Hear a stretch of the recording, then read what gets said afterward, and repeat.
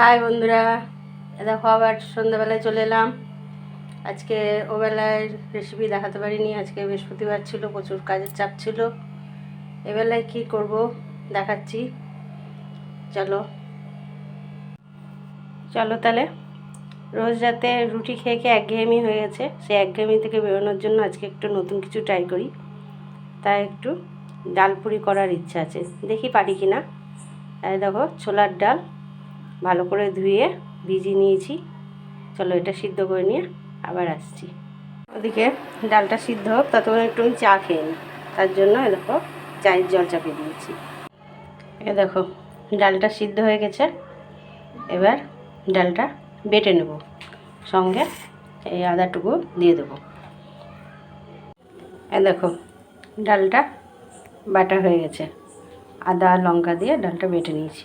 এবার ডালটা একটু কড়াইয়ে দিয়ে একটু ঝুরঝুরে করে নেব।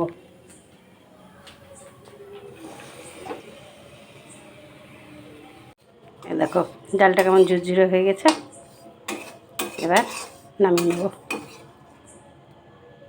দেখো আমার ময়াম দিয়ে আটাও মাখা হয়ে গেছে, এবার এর থেকে লই কেটে নেব। দেখো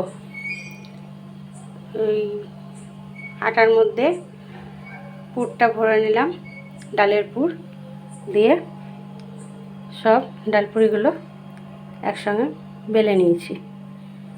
এবার এদিকে তেল চাপিয়ে দিয়েছি, এবার একটা একটা করে ভেজে নেব। দেখো তেল চাপিয়ে দিয়েছি, তেলটা গরম হয়ে গেছে। এবার এই ডালপুরিটা ছেড়ে দিলাম।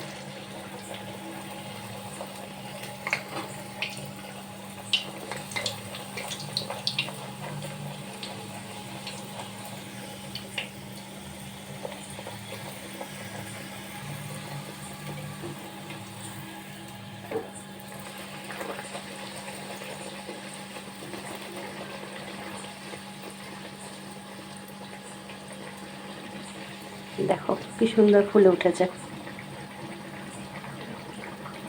হয়ে গেল ডালপুরি ভাজা কমপ্লিট। এবার এটা তুলে নেব। এই দেখো সব ডালপুরিগুলো এবার ভেজে নিই। এই দেখো ডালপুরি ভাজা কমপ্লিট হয়ে গেল। তাহলে দেখলে বন্ধুরা আজকে রাতে কি বানালাম। এই ডালপুরি, সাথে একটু আলুর দম আছে, আর মিষ্টি আনতে বলেছি। তাহলে আজকে রাতে এটাই আমাদের ডিনার। তাহলে আমরা খাওয়া দাওয়া করি, তোমরাও সব খাওয়া দাওয়া করে নাও। আর রেসিপিটা কেমন লাগলো অবশ্যই জানাবে, লাইক কমেন্ট শেয়ার করবে, পাশে থাকবে। আজকের মতো টাটা।